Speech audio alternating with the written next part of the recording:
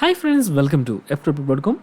In this video, I will teach you how to make one of your extended monitor as the main monitor. So whenever we are connecting multiple monitors to our systems, okay, then it will be always the first one. That means we are connecting your multiple monitors to your laptop. Your laptop display become the main display automatically. So how to change that to display 1 or display 2 or which monitor you want. So it is very simple. I will teach you how to do that.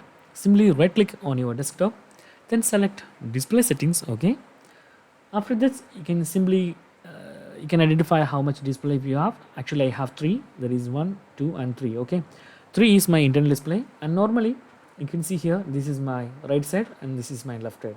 I need this one as my main display, so I click here and I click here and make this my main display, so it will be here.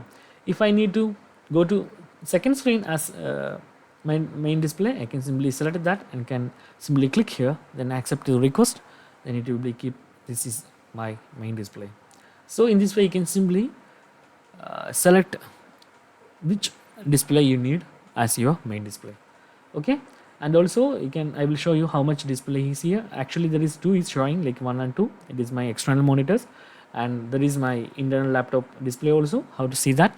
Go to all the way down bottom of the page, go to advanced display, then you can see option of select a display to view or change its settings. Okay, click here, then you can see there is 3 displays.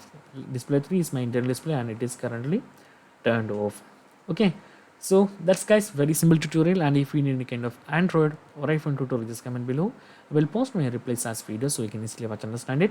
And if you enjoyed this video, please like, comment, share and subscribe our channel for getting more videos like this. Thank you so much for watching. Have a nice day. Bye bye.